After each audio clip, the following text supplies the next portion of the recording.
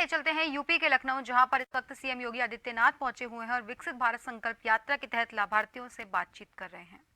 के साथ हुआ यह अद्भुत है, अभिनंदनीय है। लाभार्थी परक योजनाओं का लाभ, करोड़ों लोग इस योजना का लाभ ले रहे हैं। आप शौचालय ही देखें, किसी के ध्यान में कभी नहीं आया था कि गरीब के घर में भी शौचालय होना चाहिए, लेकिन 12 करोड़ गरीबों के घर में बिना भेदभाव के शौचालय बने। उत्तर प्रदेश में भी लगभग 2.25 करोड़ लोगों के घर में शौचालय बने। कोई सोचता था कि किसान के बारे में भी कोई सोचेगा? आपने देखा होगा, सॉइल हेल्थ कार्ड से लेकर के एमएसपी का 1.5 गुना दाम, लागत का 1.5 गुना दाम किसान के खाते में जाए, यह पहली बार हुआ।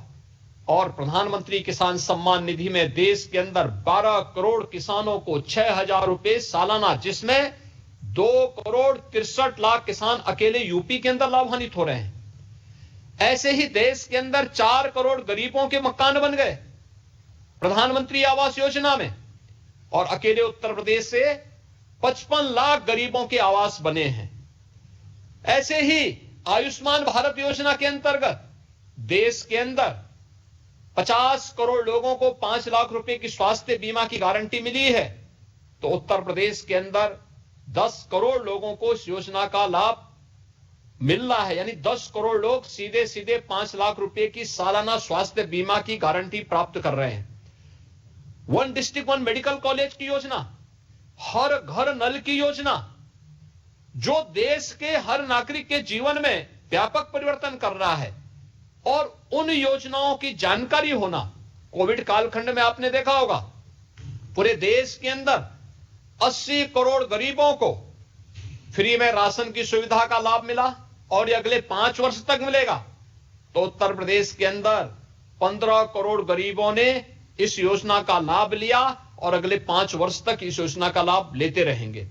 यानी ये बहुत सारी ऐसी स्कीम है जिन योजनाओं के बारे में व्यापक जन जागरण के साथ साथ अगर कोई फिर भी वंचित है, उन योजनाओं को इसके साथ जोड़ना।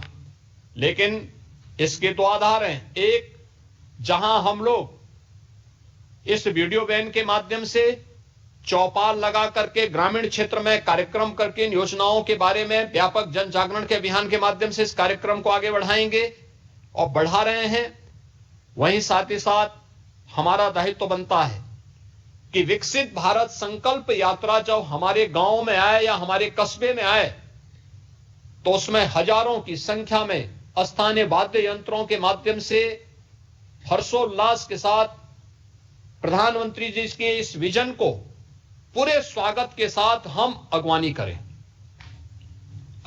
इस पूरे कार्यक्रम की, और इस पूरे कार्यक्रम के साथ हमारा जुड़ाव हो।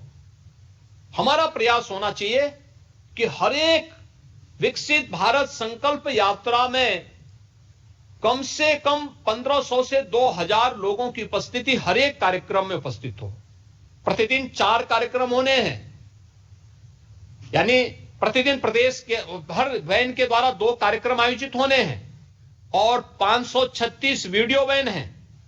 इसका मतलब 1072 कार्यक्रम प्रतिदिन प्रदेश के अंदर आयोजित होने हैं। तो 1072 कार्यक्रम जो प्रतिदिन आयोजित होने हैं, हर कार्यक्रम में जो उपस्थिति हो वह 1000 से लेकर के 1500 के बीच में अनिवार्य रूप से हो। एक संख्या को ध्यान में देना।